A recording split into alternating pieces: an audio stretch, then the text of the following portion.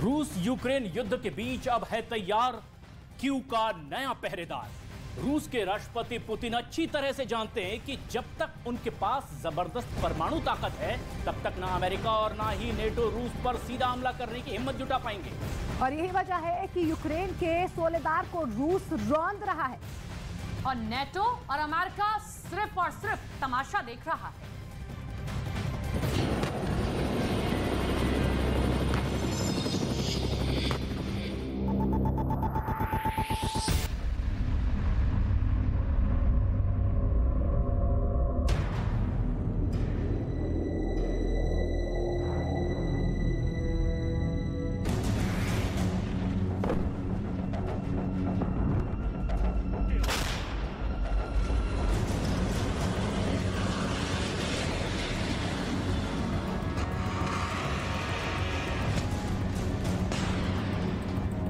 इक्कीस दिन की भयानक जंग के बाद ये क्यों दावा किया जा रहा है कि राष्ट्रपति पुतिन के पास अब जीतने का सिर्फ एक ही रास्ता है, वो है भयानक परमाणु जंग।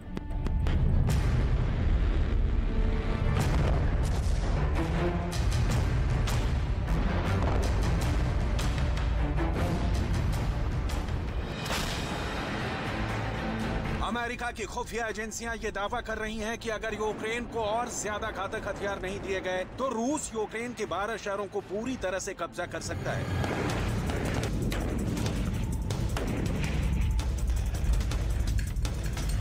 अब नेटो ये कहने को क्यों मजबूर हुआ है कि आने वाली जंग इतनी खौफनाक और भयानक हो सकती है जो दुनिया की 1/3 आबादी का सफाया कर सकती है?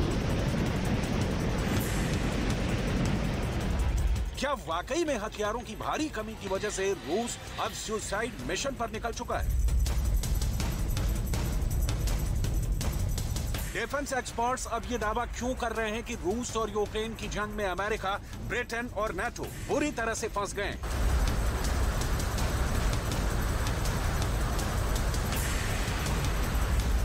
क्या पुतिन आने वाले दिनों में यूक्रेन के अंदर कुछ ऐसा करने जा रहे हैं जो हिटलर के खौफनाक करतूतों को भी पीछे छोड़ देगा?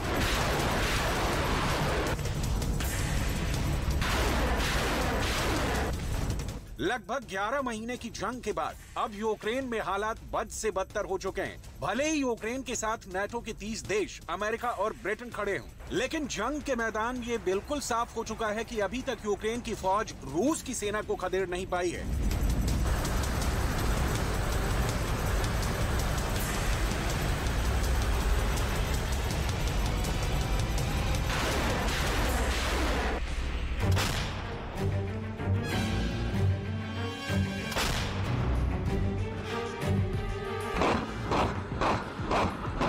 यूक्रेन की बर्बादी की तस्वीरें और तबाही साफ दिखा रही है। रूस की मिसाइल, टैंक, तोपखाने और आत्मघाती ड्रोन्स के ताबड़तोड़ हमलों ने ज़ेलेंस्की के यूक्रेन को जहन्नुम बना दिया है। पूर्वी यूक्रेन के खार्किव और डोनबास में इस वक्त यूक्रेन ने भारी तबाही मचाई हुई है। खुद ज़ेलेंस्की तक मान चुके हैं कि पुतिन के इरादे बेहद क्रूर हैं।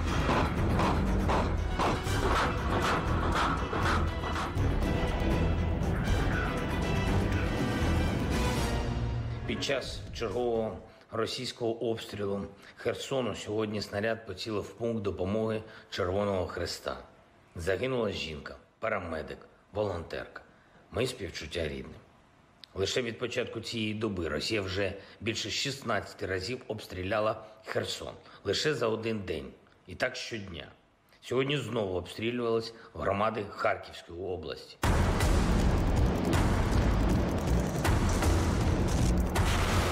पुतिन की फौज यूक्रेन में सीरियल अटैक कर रही है। 6 और 7 जनवरी 2023 को रूस ने भले ही 2 दिन का सीज फायर बताया हो, लेकिन हकीकत में पुतिन ने पूर्वी यूक्रेन पर भयानक हमले किए हैं। लेकिन इस बीच अब ऐसी खबर आ रही है कि पुतिन यूक्रेन समेत नेटो के कई यूरोपीय देशों पर एटम बम से अटैक कर सकते हैं। पुतिन अपनी मिसाइलों या बम वर्षकों से एटम बम या तो यूक्रेन पर गिरा सकते हैं या फिर किसी यूरोपीय देश पर।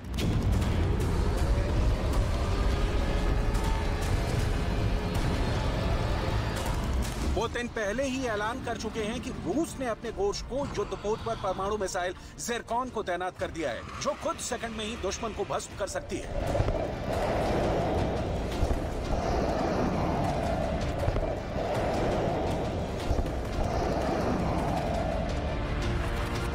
Сейчас и вот здесь, что называется, хочу поблагодарить прежде всего специалистов оборонно-промышленного комплекса, которые разработали и серийно начали производить это уникальное оружие. Как я уже сказал, аналогов ему нету ни в одной стране мира. Уверен, такое мощное...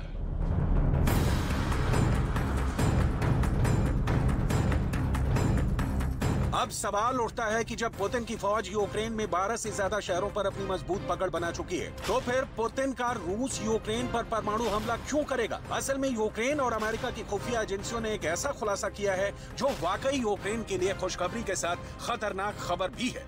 यूक्रेन और अमेरिका के सीक्रेट एजेंट के दावों के मुताबिक अमेरिकी और यूक्रेनी अधिकारियों ने बताया कि शुरुआती दिनों में रूस ने बड़ी तेजी से यूक्रेन पर हमला किया था।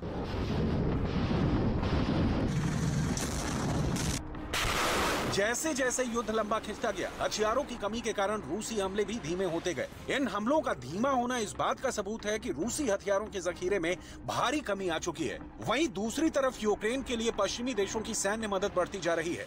हाल ही में अमेरिका और जर्मनी ने ऐलान किया है कि यूक्रेनी सेना को पहली बार बख्तरबंद लड़ाकू वाहनों के अलावा पैट्रियट रक्षा मिसाइल बैटरी भी भेजेगा। डिफेंस एक्सपर्ट्स का मानना है कि रूस के पास हथियारों की कमी और यूक्रेन के पास आधुनिक हथियारों का बढ़ता जखीरा पुतिन को मजबूर कर देगा कि वो यूक्रेन पर रूस की मजबूत पकड़ बढ़ाने के लिए परमाणु हमला करें। हम आपको यूक्रेन और अमेरिका की खुफिया रिपोर्ट के आधार पर बताते हैं कि रूस के पास क्यों और कैसे हथियारों की कमी हो गई है।